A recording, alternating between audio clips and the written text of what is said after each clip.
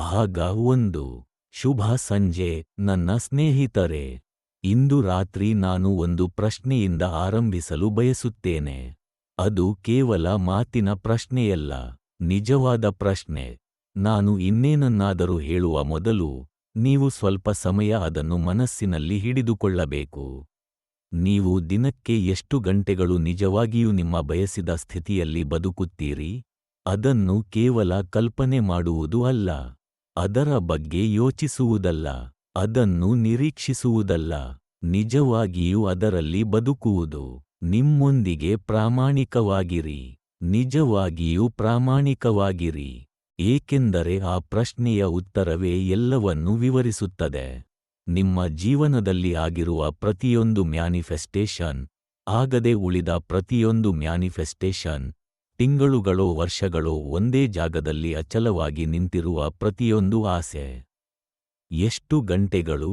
ನಿಮ್ಮಲ್ಲಿ ಬಹುತೇಕರ ಉತ್ತರ 1 ಅಥವಾ 2 ಗಂಟೆಗಳ ನಡುವೆ ಇರಬಹುದು, ಬಹುಶಃ ಅದಕ್ಕಿಂತಲೂ ಕಡಿಮೆ. ನೀವು ಮಲಗುವ ಮೊದಲು ಮಾಡುವ ಆ ಅಭ್ಯಾಸದ ಸಮಯ. ದೃಶ್ಯ ಸ್ಪಷ್ಟವಾಗಿರುವಾಗ, ಭಾವನೆ ನಿಜವಾಗಿರುವಾಗ, ಒಂದು ಸುಂದರವಾದ ಕ್ಷಣಕ್ಕೆ ನಿಮ್ಮ ಆಸೆ ಈಗಾಗಲೇ ನೆರವೇರಿದೆ ಎಂದು ನಿಮಗೆ ಗೊತ್ತಾಗುವಾಗ, ನೀವು ಅದೇ ಭಾವನೆಯಲ್ಲಿ ನಿದ್ರಿಸುತ್ತೀರಿ, ಅದನ್ನು ಅನುಭವಿಸುತ್ತೀರಿ. ಆದರೆ ಬೆಳಗ್ಗೆ ಬರುತ್ತದೆ, 5 ನಿಮಿಷಗಳೊಳಗೆ, ಕೆಲವೊಮ್ಮೆ ಅದಕ್ಕೂ ಕಡಿಮೆ ಸಮಯದಲ್ಲಿ, ಅದು ಮಾಯವಾಗುತ್ತದೆ. ನೀವು ನಿಮ್ಮ ಫೋನ್ ಪರಿಶೀಲಿಸುತ್ತೀರಿ, ದಿನದ ಭಾರವನ್ನು ಅನುಭವಿಸುತ್ತೀರಿ, ನಿಮ್ಮ ಬ್ಯಾಂಕ್ ಖಾತೆ ಹೇಗಿದೆ ಎಂಬುದು ನೆನಪಾಗುತ್ತದೆ, ನಿಮ್ಮ ಸಂಬಂಧದ ಸ್ಥಿತಿ ನೆನಪಾಗುತ್ತದೆ, ನಿಮ್ಮ ದೇಹದ ಸ್ಥಿತಿ ನೆನಪಾಗುತ್ತದೆ, ನಿಮ್ಮ ಪರಿಸ್ಥಿತಿಗಳು ನೆನಪಾಗುತ್ತವೆ. ಅಷ್ಟೇ, ನೀವು ಮತ್ತೆ ಹಿಂದಿರುಗುತ್ತೀರಿ, ಹಳೆಯ ಸ್ಥಿತಿಗೆ ಹಿಂದಿರುಗುತ್ತೀರಿ, ಪರಿಚಿತವಾದ, ಆರಾಮದಾಯಕವಾದ, ಆದರೆ ಉಸಿರುಗಟ್ಟಿಸುವ ಆ ಹಳೆಯ ಜೀವನದ ಸ್ಥಿತಿಗೆ ಹಿಂದಿರುಗುತ್ತೀರಿ. ನೀವು ಬದಲಾಯಿಸಲು ಯತ್ನಿಸುತ್ತಿರುವ ಅದೇ ವಾಸ್ತವಿಕತೆಗೆ. ಹೀಗಾಗಿ ನೀವು ನಿಮ್ಮ ಆಸೆಗೆ 1 ಗಂಟೆ ಕೊಟ್ಟಿದ್ದೀರಿ, ಆದರೆ ನಿಮ್ಮ ಹಳೆಯ ವಾಸ್ತವಿಕತೆಗೆ 23 ಗಂಟೆ ಕೊಟ್ಟಿದ್ದೀರಿ. ಮತ್ತೆ, ಇದು ನನ್ನ ಹೃದಯವನ್ನು ನೋಯಿಸುತ್ತದೆ. ನಂತರ ನೀವು ಯಾಕೆ ಮ್ಯಾನಿಫೆಸ್ಟೇಷನ್ ಬರುತ್ತಿಲ್ಲ ಎಂದು ಆಶ್ಚರ್ಯಪಡುತ್ತೀರಿ.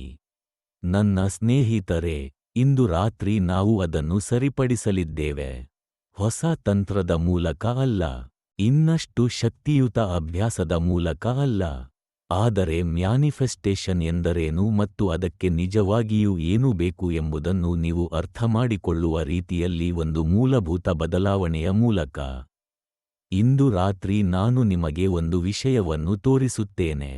ದಿನದ 24 ಗಂಟೆಗಳು, ವಾರದ 7 ದಿನಗಳು, ಯಾವುದೇ ವಿರಾಮವಿಲ್ಲದೆ ನಿಮ್ಮ ಅಸಂಪ್ಷನ್ನಲ್ಲಿ ಹೇಗೆ ಉಳಿಯಬೇಕು ಎಂಬುದನ್ನು.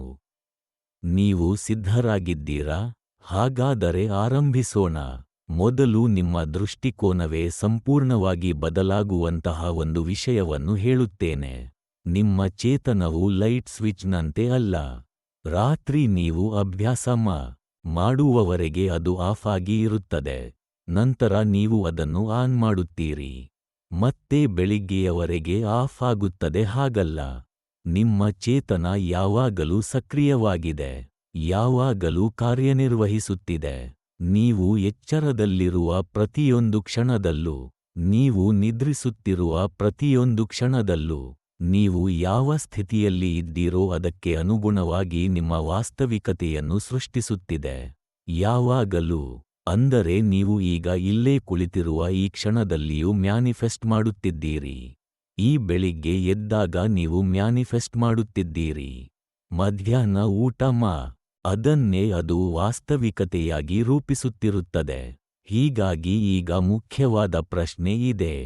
ನಿಜವಾಗಿಯೂ ಮುಖ್ಯವಾದ ಏಕೈಕ ಪ್ರಶ್ನೆ. ಬಹುತೇಕ ಸಮಯದಲ್ಲಿ ನಿಮ್ಮ ಚೇತನದಲ್ಲಿ ಯಾವ ಅಸಂಪ್ಷನ್ ಹೆಚ್ಚು ಪ್ರಭಾವಶಾಲಿಯಾಗಿದೆ? ಬಹುತೇಕ ಜನರಿಗೆ ನಿಜವಾದ ಉತ್ತರ ಅವರ ಪ್ರಸ್ತುತ ಪರಿಸ್ಥಿತಿಗಳು, ಅವರ ಈಗಿನ ಗುರುತು, ಅವರ ಪರಿಚಿತವಾದ ಯೋಚನೆಗಳ ಮಾದರಿಗಳು, ಅವರ ಭಾವನೆಗಳ ಹಾದಿಗಳು, ವರ್ಷಗಳ ಕಾಲ, ದಶಕಗಳ ಕಾಲ, ಅಭ್ಯಾಸದ ಆಳವಾದ ಹಾದಿಗಳಾಗಿ ಅವರೊಳಗೆ ರೂಪುಗೊಂಡಿರುವ ಆ ಮನೋವೈಖರಿ. ಅವರು 1 ಗಂಟೆ ತಮ್ಮ ಆಸೆಯನ್ನು ಅಸಂಪ್ಷನ್ ಮಾಡುತ್ತಾರೆ. ಆದರೆ 23 ಗಂಟೆ ತಮ್ಮ ಪರಿಸ್ಥಿತಿಗಳನ್ನು ಅಸಂಪ್ಷನ್ ಮಾಡುತ್ತಾರೆ. ಮತ್ತು ನಂತರ 23 ಗಂಟೆಗಳ ಅಸಂಪ್ಷನ್ ಗೆದ್ದಾಗ ಅವರು ನಿಜವಾಗಿಯೂ ಆಶ್ಚರ್ಯಪಡುತ್ತಾರೆ. ಆದರೆ ಖಂಡಿತವಾಗಿಯೂ ಅದು ಗೆಲ್ಲುತ್ತದೆ. ಅದು ಗೆಲ್ಲಲೇಬೇಕು, ಏಕೆಂದರೆ ಮ್ಯಾನಿಫೆಸ್ಟೇಷನ್ ನೀವು 60 ನಿಮಿಷ ಏನು ಮಾಡುತ್ತೀರಿ ಎಂಬುದರಿಂದ ಬರುವುದಿಲ್ಲ. ನೀವು ನಿರಂತರವಾಗಿ ಏನಾಗಿದ್ದೀರೋ ಅದರಿಂದ ಬರುತ್ತದೆ.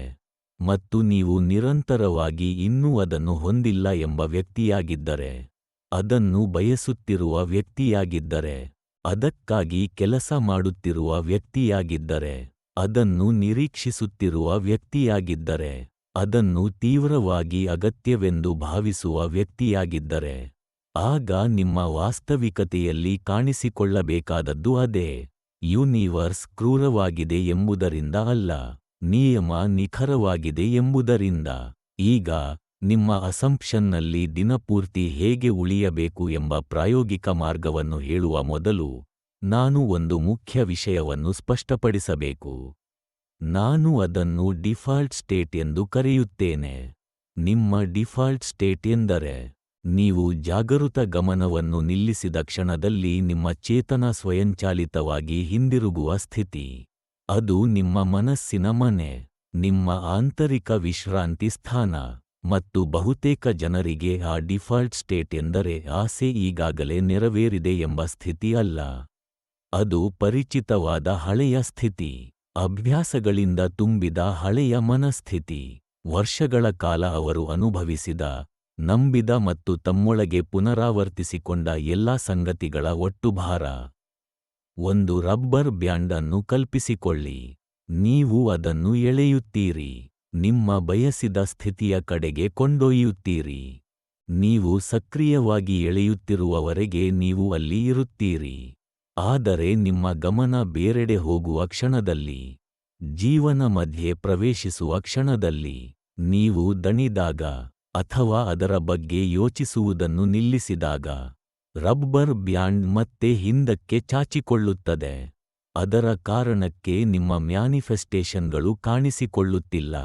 ನಿಮ್ಮ ತಂತ್ರ ತಪ್ಪಾಗಿದೆ ಎಂಬುದರಿಂದ ಅಲ್ಲ, ನೀವು ಸರಿಯಾಗಿ ದೃಶ್ಯೀಕರಿಸುತ್ತಿಲ್ಲ ಎಂಬುದರಿಂದ ಅಲ್ಲ, ಯೂನಿವರ್ಸ್ ನಿಮ್ಮನ್ನು ಕೇಳಿಲ್ಲ ಎಂಬುದರಿಂದ ಅಲ್ಲ.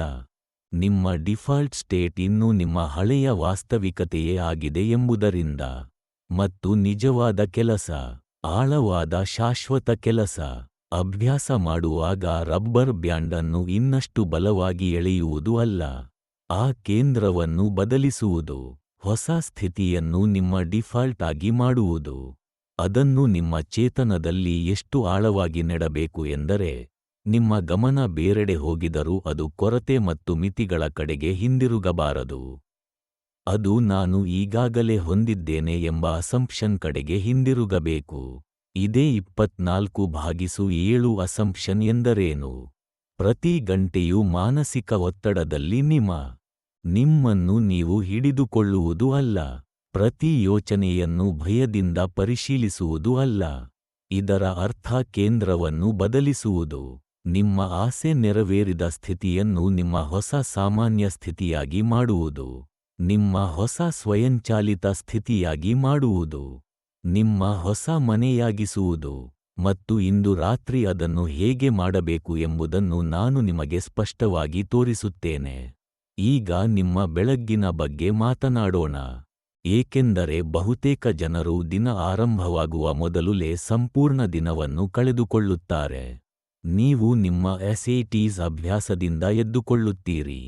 ಆ ಭಾವನೆ ಇನ್ನೂ ಅಲ್ಲಿ ಇರುತ್ತದೆ. ಹಿಂದಿನ ರಾತ್ರಿ ಅನುಭವಿಸಿದ ಆ ಉಷ್ಣ, ಸ್ಥಿರ ನಿಶ್ಚಿತತೆ, ಮತ್ತು ಆ ಕ್ಷಣದಲ್ಲಿ ನಿಮಗೆ ಒಂದು ಅದ್ಭುತ ಅವಕಾಶ ಇರುತ್ತದೆ. ನಿಮ್ಮ ಜಾಗೃತ ಮನಸ್ಸು ಇನ್ನೂ ಮೃದುವಾಗಿರುತ್ತದೆ. ಹಳೆಯ ಅಡ್ಡಿಗಳು ಇನ್ನೂ ಸಂಪೂರ್ಣವಾಗಿ ಮರಳಿ ಬಂದಿರುವುದಿಲ್ಲ. ಹಳೆಯ ಮಾದರಿಗಳು ಇನ್ನೂ ಸಂಪೂರ್ಣವಾಗಿ ಹಿಡಿತ ಪಡೆಯಿಲ್ಲ. ನಿದ್ರೆ ಮತ್ತು ಸಂಪೂರ್ಣ ಎಚ್ಚರದ ನಡುವಿನ ಆ ಮೊದಲ 30 ರಿಂದ 60 ಸೆಕೆಂಡುಗಳು ಒಂದು ಉಡುಗೊರೆ. ಆದರೆ ಬಹುತೇಕ ಜನರು ಅದನ್ನು ವ್ಯರ್ಥ ಮಾಡುತ್ತಾರೆ. ಅವರು ಫೋನ್ ತೆಗೆದುಕೊಳ್ಳುತ್ತಾರೆ, ಮೆಸೇಜ್ಗಳನ್ನು ನೋಡುತ್ತಾರೆ, ಸುದ್ದಿಗಳನ್ನು ಪರಿಶೀಲಿಸುತ್ತಾರೆ, ನೋಟಿಫಿಕೇಷನ್ಗಳನ್ನು ನೋಡುತ್ತಾರೆ, ಬ್ಯಾಂಕ್ ಬ್ಯಾಲೆನ್ಸ್ಗಳನ್ನು ಪರಿಶೀಲಿಸುತ್ತಾರೆ, ಮತ್ತೆ ದಿನದ ಸಮಸ್ಯೆಗಳನ್ನು ಮನಸ್ಸಿನಲ್ಲಿ ಪುನರಾವರ್ತಿಸಲು ಆರಂಭಿಸುತ್ತಾರೆ. ನಿದ್ರೆ ಮತ್ತು ಸಂಪೂರ್ಣ ಎಚ್ಚರದ ನಡುವಿನ ಆ ಮೊದಲ 30 ರಿಂದ 60 ಸೆಕೆಂಡುಗಳು ಒಂದು ಉಡುಗೊರೆ. ಆದರೆ ಬಹುತೇಕ ಜನರು ಅದನ್ನು ವ್ಯರ್ಥ ಮಾಡುತ್ತಾರೆ.